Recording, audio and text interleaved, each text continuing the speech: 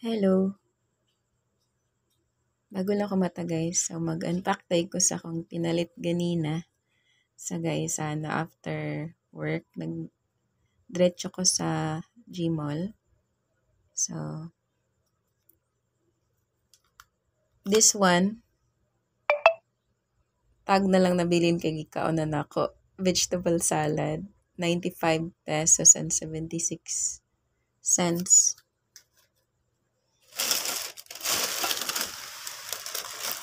Oops.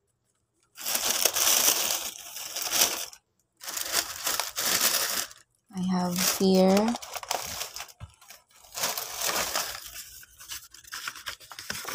the receipt, a long list of receipt. So, isaho na to guys. How much you could, or sa man jud kadaghanon ay mong mapalit sa $8.50 something, $8 or $9. And first off, we have cream bread. Ayan. This cost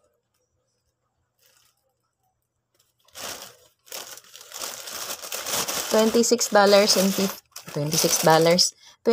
pesos and 50 cents. Next kay I also bought eggplant. Nadri ang eggplant kay malata ang eggplant. 24 pesos and 89. It's 4 pieces. Okay, 5 DI.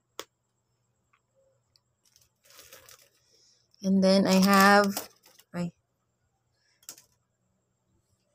also have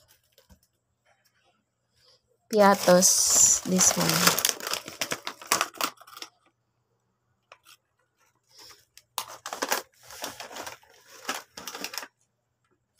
This is 19 pesos and 15 pesos and 90 cents. Then I have Navales pretzel man ni, pero crackers man nakabutang. Wow. Nag-try kong palit sa mall. Like na ko ni siya diri sa gawas. Pero shock kini siya sa mall. This cost 19 pesos point 50 cents. And then, suka nga pinakurat. Muna akong pinaka-favorite na suka sa usawan. Wala sila junior size. Senior lapad, 100 pesos and 5 cents. Next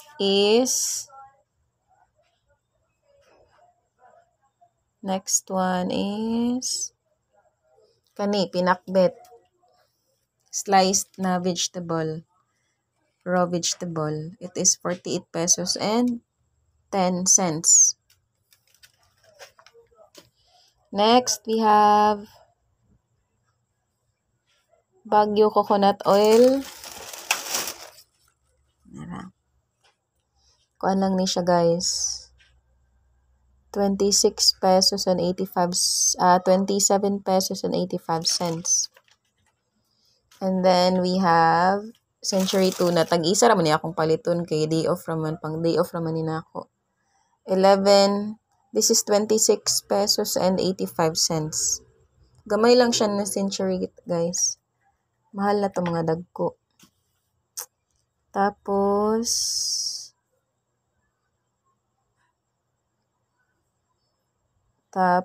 Lucky Me Pancit Canton. Isa ra pud ka Lucky Me Pancit Canton. Favorite na ko ni siya. This cost 11 pesos and 75 cents. And then, Kopiko. Brown coffee. This is 70 pesos and 35 cents. My favorite coffee. So, all in all, mao ni akong napalit sa $8.50. $8 to $9. Ano siya? 467 pesos and 50 centavos. Ayun, just sharing.